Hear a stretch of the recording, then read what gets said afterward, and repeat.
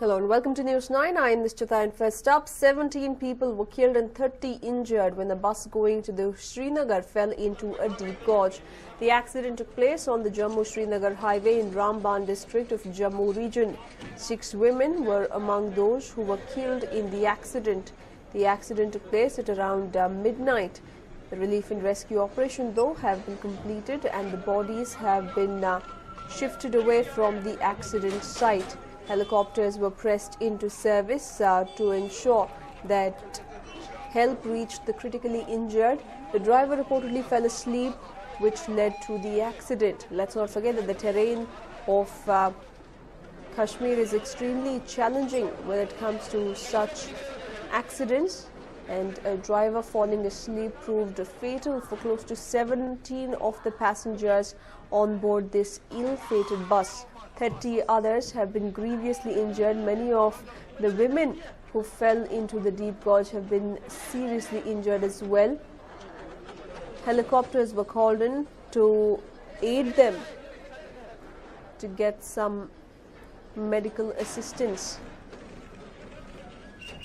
Well, 17 people were killed and scores injured when a bus going to the valley fell into a deep gorge on the Jammu-Srinagar highway in Ramban district. In fact, a senior police official went on to state that the bus carrying passengers from Jammu to Srinagar fell into the deep gorge after it went out of the driver's control at Digdol in Ramban district of Jammu region this morning. Somewhere, in fact, late into the night is when the incident took place. Helicopters were rushed into the spot to evacuate the injured to the hospital. Army personnel posted in the area also assisted the civil administration and relief and rescue operations. The place where the ill-fated bus met with the accident is about 170 kilometers from winter capital Jammu.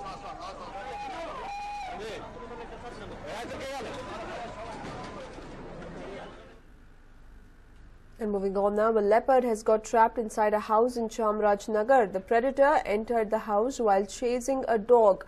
The incident took place at Muntipura village at Gundlupet Taluk in Chamarajnagar. The leopard entered the child's room in the house.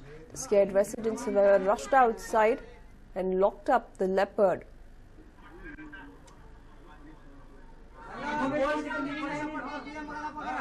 Well, these were the scenes witnessed that were captured on camera, where the petrified beast was hiding under the cot as there were a lot of people outside creating noise.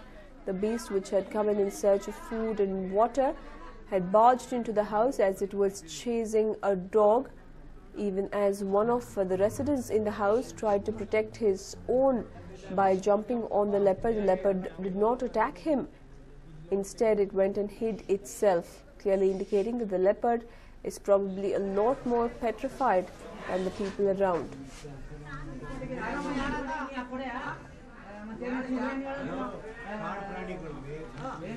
Well, in fact, the inmates of the house also included a girl and her young baby, who miraculously managed to escape from the beast. Soon after, the residents locked up the animal inside the room. Forest department officials were called in, and through the window, which gave a clear view of the leopard under the cot, the forest department officials tranquilized it. The leopard reacted immediately, which created a scare for a moment, but the forest department officials were successful in tranquilizing the leopard. Police officials were also called in to ensure that the situation does not go out of hand. The leopard that has been tranquilized was then shifted out of the house. Forest department officials ensured that utmost care was taken to ensure that the beast was not hurt or injured in any way. Many a times in such instances of man-animal conflict, the animal is killed or lives are lost thanks to the unresponsive forest department officials or the desperate victims who are trying to find a solution. But in this case, fortunately, no one was injured and the animal too was successfully rescued.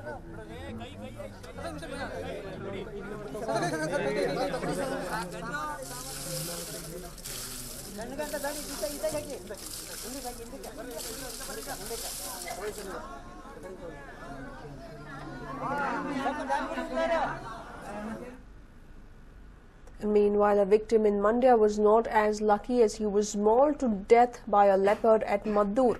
The incident took place at around 10:30 p.m. when the farmer, identified as Shivaraju, was out at a farm. His son was out to fetch water with him at the farm when he spotted the leopard. His father asked him to run back to the village and get help, but Shivaraj was killed by the time the boy alerted the villagers and got back.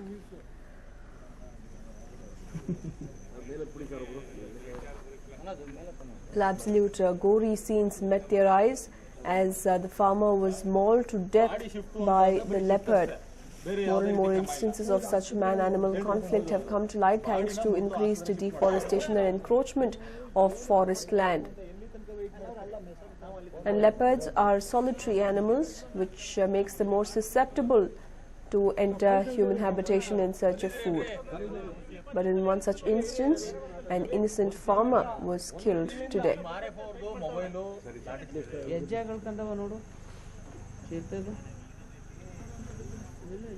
Well, two instances of leopard attacks coming to light. One from Chamarajanagar, one from Mandya. While on Chamarajanagar, it is pretty much a success story with no one being injured and the leopard too being rescued. In Mandya, however, one of the villagers lost his life. And while moving on to some other news now, Narendra Modi is all set to stake claim to form the government today. The Prime Minister-elect will meet Pranab Mukherjee at 2:30 p.m. Modi will be first elected as the leader of the newly elected MPs of the BJP and then by the NDA at a gathering in Parliament Central Hall at 11 a.m. Later, a delegation comprising Modi, Party Chief Rajnath Singh and representatives of BJP allies will meet the President, expressing their willingness to form the government as they have won 336 seats in the recent elections.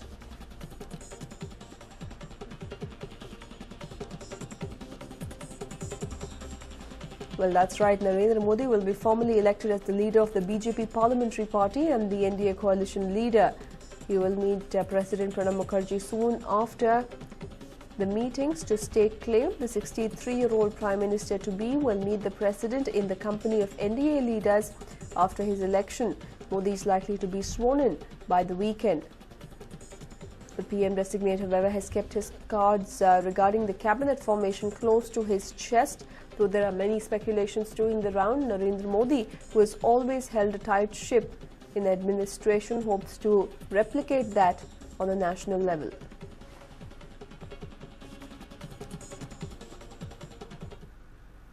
And meanwhile, UR Ananthamurthy's house in Dollars Colony has turned into a fortress. The move comes after the noted author claimed to be getting threat calls from Narendra Modi's supporters. He had said that he will leave the country if Modi becomes the Prime Minister, and such reactions ahead of the elections had drawn severe criticism from supporters of Modi, including the RSS and the BJP. And now, as part of security measures, 1 PSI as well as 8 platoons of CAR personnel have been deployed outside his residence.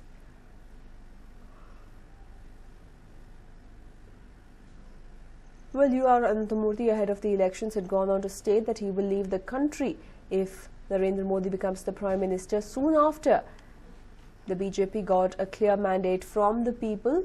There was a one-way ticket to Karachi that also reached UR Ananthamurthy's doorstep. Sensing trouble and after repeated threat calls, the famed litterateur in fact has sought police protection. All sugarcane growers in Belagavi district have been fighting to get 2,500 rupees per ton support price for their produce. Despite the government stipulation, sugar factory owners are not ready to pay them. Here's a report. It has been a while since the state government stipulated 2,500 rupees as support price for a ton of sugarcane. Owners of sugar factories in Belagavi are in no mood to pay the amount. It's not just the owners of Belagavi alone, but owners of factories in northern Karnataka who are refusing to pay. The government is contemplating action against these owners for defying its order. District administration has issued notices to all the factories. The farmers held a meeting today under the leadership of K. Shantakumar, passed a resolution to stage protest in front of the house of respective district in charge ministers. ಹಣವನ್ನು ಕೊಡಿಸಲಿಕ್ಕೆ ಜಿಲ್ಲಾಧಿಕಾರಿಗಳು ತತ್ಕ್ಷಣ ನಾಳೆಯಿಂದಲೇ ಕ್ರಮವನ್ನು ಕೈಗೊಳ್ಳಬೇಕು ಅಂತ ನಾವು ಒತ್ತಾಯವನ್ನು ಮಾಡ್ತಾ ಇದ್ದೀವಿ. ಬಾಕಿ ಹಣಕ್ಕಾಗಿ ರೈತರೇ ಕಾರ್ಖಾನೆಗಳ ವಿರುದ್ಧವಾಗಿ ಕ್ರಿಮಿನಲ್ ಮೊಕದ್ದಮೆಯನ್ನು ಹೂಡುವಂತೆ ರೈತರಿಗೆ ಕೂಡ ಕರೆಯನ್ನು ಕೊಡ್ತಾ ಇದ್ದೀವಿ. About 20 Belgavi-based sugar factories have not paid the stipulated amount to farmers. They have paid just 1,800 to 2,000 rupees per ton to farmers. Collectively, these factories owe a whopping 977 crore rupees. It has also come to light that sugar factories in Gulbarga, Bagalkot, Bijapur, Gadag, Mandya, Bellary, Hassan and Shimoga owe massive sums to farmers of those districts. ಸರ್ಕಾರ ಇನ್ನಾದರೂ ಎಚ್ಚೆತ್ತುಕೊಂಡ ಇವತ್ತು ರೈತ ಬೀದಿ ಪಾಲಾಗ್ಯಾನ. ಈ ಆಗ್ತಕ್ಕಂಥ ವ್ಯಯ ಮಾಡಲಾರ್ದ ಬೇಗನೆ ತತ್ಕ್ಷಣ 29ನೇ ತಾರೀಕಿನ ಗಡುವಿನ ಒಳಗಾಗಿ ಈ ಬಾಕಿ ಹಣವನ್ನು 3,500 ಕೋಟಿ ಬಾಕಿ ಹಣವನ್ನು ಪಾವತಿಸುವಂತೆ ಕ್ರಮ ಕೈಗೊಳ್ಳಬೇಕು. ಇಲ್ಲದ ಇದ್ದರೆ ಜಿಲ್ಲಾ ಉಸ್ತುವಾರಿ ಸಚಿವರು ಇರ್ಬೋದು, ಶಾಸಕರ ಮುಂದೆ ನಿರಂತರ ಧರಣಿ ಸತ್ಯಾಗ್ರಹವನ್ನು ಹಮ್ಮಿಕೊಳ್ತೀವಿ.